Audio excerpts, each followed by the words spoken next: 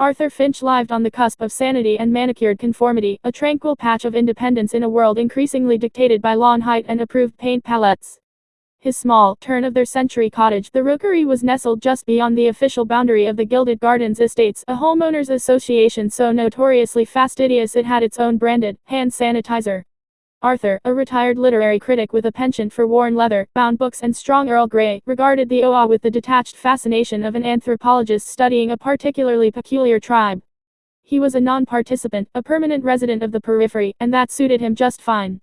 His early mornings were spent in his overgrown, chaotic garden, a stark contrast to the geometrically perfect flower beds beyond his picket fence. From his porch swing, with a mug steaming in his hand, he observed the daily rituals of the Gilded Gardens. The power-walking retirees in matching tracksuits, the dog walkers scooping meticulously, the ubiquitous landscapers who arrived with military precision. And at the heart of it all, the undisputed monarch, Karen Blackwell. Karen was a force of nature, in pearl earrings and a perpetually crisp linen suit. Her hair, the color of polished mahogany, was always swept into an impeccable chinon. She moved with purpose, her voice, Arthur imagined, capable of slicing through concrete. Every OA newsletter bore her signature, every new bylaw her unwavering decree. Arthur had witnessed her in action more times than he could count, once haranguing a new resident for a rogue gnome, another time orchestrating a neighborhood-wide, spontaneous clean-up that effectively shamed anyone with a less than immaculate porch. She was efficient, ruthless, and utterly convinced of her own righteousness. Lately, however, Karen's ambitions had swelled beyond the confines of perfectly trimmed hedges. A new initiative, grandly dubbed the Gilded Gardens Renaissance Project, had taken root in a neglected corner of the estate, a cluster of older, slightly ramshackle bungalows Karen had somehow acquired through a series of swift and opaque transactions. Her intent, as announced in a particularly verbose newsletter, was to elevate the aesthetic integrity of the entire community. What followed was anything but elegant. Arthur first noticed the change when the calm, rhythmic hum of the OA's morning routine was shattered by the guttural roar of heavy machinery. It began subtly, with a single excavator, a lone worker. But within days, the scene transformed into a veritable construction circus. Dump trucks rumbled down the pristine streets at all hours, their tires caked with mud that would surely earn any other resident a hefty fine. Cranes rose like skeletal giants against the morning sky. And the digging, oh, the digging. From his vantage point, Arthur watched, his brow furrowed in growing concern. The pace was frenetic, almost frantic. Lights blazed at the site, late into the night, accompanied by the clang of metal and the shouts of foremen. He had seen construction projects before, but never one so utterly devoid of apparent planning or safety protocols. Barriers were flimsy, dust clouds billowed unchecked, and the workers, most of them young and clearly overworked, moved with a desperate haste.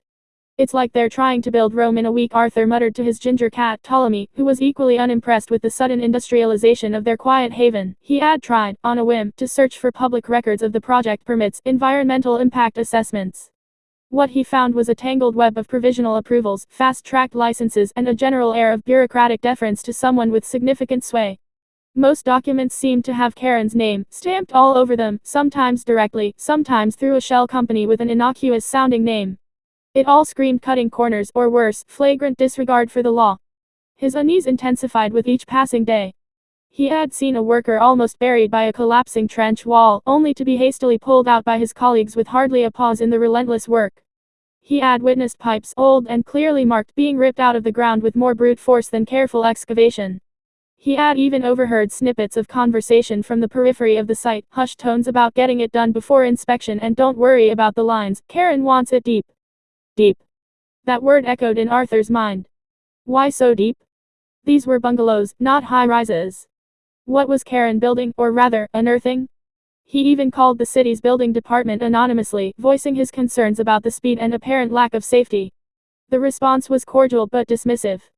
"We've had several complaints, sir, but everything seems to be in order. The permits are valid. It's a private development, and Ms. Blackwell has assured us all protocols are being followed." Karen's assurances, Arthur thought, were as trustworthy as a politician's promise. He saw Karen at the site frequently, her crisp suits now often adorned with a hard hat, though it seemed more of a fashion accessory than a safety measure. She had sweep through, barking orders, gesturing imperiously with a set of rolled-up blueprints. Her presence seemed to electrify the already frantic pace of work. She was overseeing her empire, a queen directing her worker ants. One particularly sweltering Tuesday morning, the air thick with the scent of freshly cut grass, from the OA's perpetually active lawn mowers, Arthur was tending to his climbing roses. The incessant thrum of the construction site was a dull ache in the background, a new normal he was begrudgingly accepting. He saw Karen arrive at the site, pulling up in her pristine white SUV, wearing a particularly vivid fuchsia power suit that practically hummed with ambition. She marched directly towards the deepest trench, her hard hat perched perfectly. There seemed to be a team of workers gathered, perhaps a progress report. He heard the excavator, a colossal metal beast, rev its engine. It was digging, as usual, at an alarming speed, its jagged bucket biting into the earth with violent thrusts. A new trench was being carved out, close to what looked like the foundation of one of the old bungalows. Arthur watched, idly wondering if Karen would scold the operator for getting mud on her designer shoes. Then, a sound that wasn't right. A high-pitched, almost metallic screech, followed by a deeper rumble, that vibrated through the ground beneath Arthur's feet. Ptolemy, sensing the shift, flattened himself against the porch steps, his ears back. Arthur's eyes widened.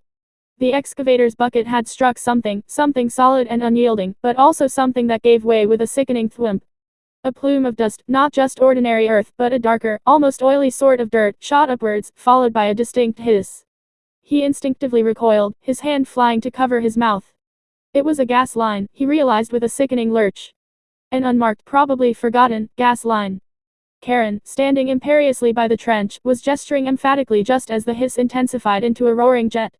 The operator, belatedly, slammed on the brakes, the excavator juddering to a halt. For a frozen second, the entire site seemed to hold its breath.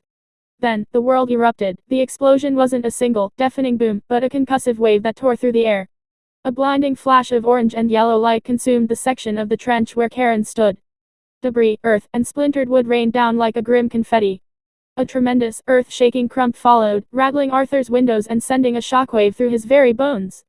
He felt the heat even from his distance, a flash of scorching air. Ptolemy shrieked, bolting under the porch. Arthur, thrown back against his rosebush by the sheer force of the blast, found himself tangled in thorns, his ears ringing with a high-pitched whine. Smoke, thick and acrid, billowed upwards, quickly obscuring the entire construction site.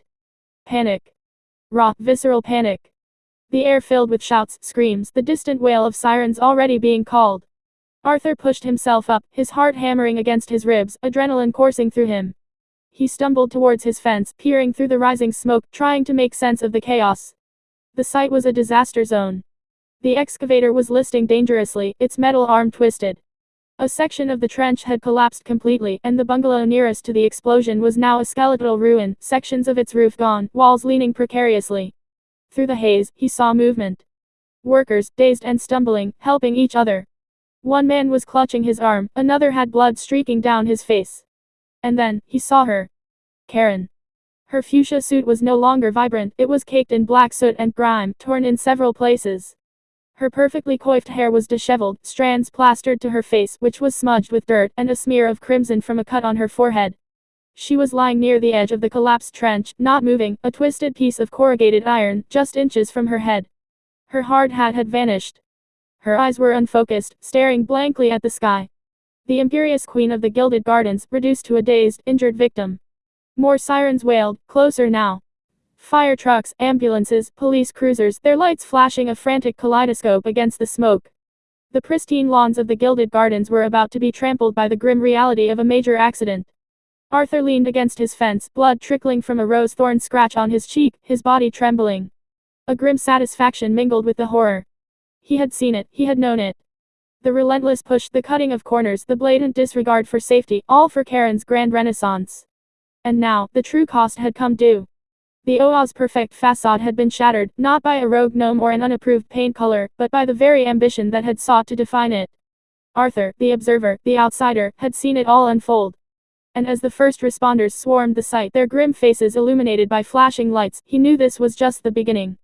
The explosion had not only injured Karen, it had blown the lid off the Gilded Gardens and everything beneath its perfectly manicured surface. The days that followed were a maelstrom of official inquiries, media circus, and whispered gossip. The Gilded Gardens estates, once a bastion of discreet luxury, became a focal point of public scrutiny. The immediate finding was a gas line rupture, as Arthur had suspected, an old, poorly mapped line that had been completely overlooked in the rush to dig. But as the investigation deepened, more insidious details began to surface. Arthur found himself unexpectedly embroiled. Due to his proximity and his homeowner status, albeit one outside the OA's direct purview, he was one of the first neutral witnesses interviewed by the fire marshal and later, by city investigators. He recounted his observations with a quiet clarity, detailing the frantic pace, the late-night work, the apparent lack of safety, the ignored permits. He even mentioned his anonymous call to the building department, which now, in light of the disaster, seemed to carry far more weight. "You noticed this all from your property, Mr. Finch?" A weary-looking police detective asked him, scribbling in a notepad. "Indeed," Arthur replied, gesturing vaguely towards his porch. "It's hard to miss. Like watching a particularly poorly staged play, if I'm honest. All spectacle, no substance, and a looming sense of impending catastrophe." His observations, combined with the forensic evidence from the site, began to paint a damning picture. It wasn't just negligence, it was a systemic disregard for regulations, a deliberate skirting of safety protocols, and a shocking level of haste driven by an almost obsessive need to complete the project. The Renaissance project was revealed to be mired in a network of hastily secured and often bypassed permits, questionable contractor choices, and a budget that seemed to have prioritized speed over everything else. Karen Blackwell, meanwhile, became the reluctant poster child for OA overreach. She had sustained a broken arm, several cracked ribs, and a concussion. She was released from the hospital within a week, but the aura of invincibility that had once surrounded her had utterly evaporated. She was no longer the meticulously dressed queen, she was a woman in a sling and a neck brace, her face pale and drawn, facing not just physical recovery but a barrage of legal challenges. Lawsuits from injured workers, from the city for violations, and even from infuriated OA members, whose property values had plummeted in the wake of the scandal. The Gilded Gardens estates itself was in turmoil. The explosion had not only physically damaged a section of the community, but had also blown apart the illusion of control and perfection Karen had cultivated.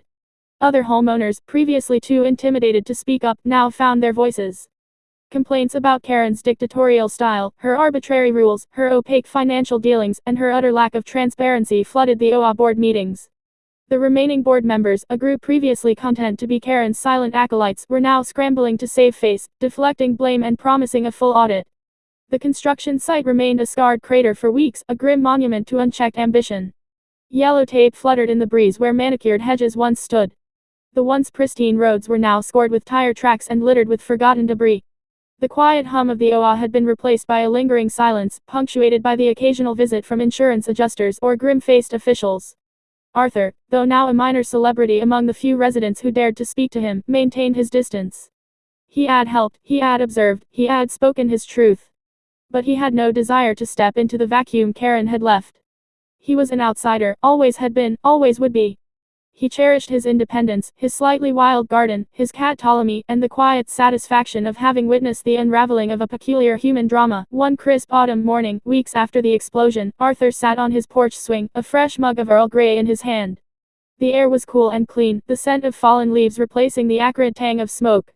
The construction site was still, devoid of machinery, a fenced-off scar on the landscape. The bungalows Karen had so ardently wished to renovate now stood as condemned shells, awaiting demolition, ironically achieving a different kind of renovation than she had intended. He saw a new, unfamiliar face walking the streets of the Gilded Gardens, a woman with a clipboard, chatting with residents.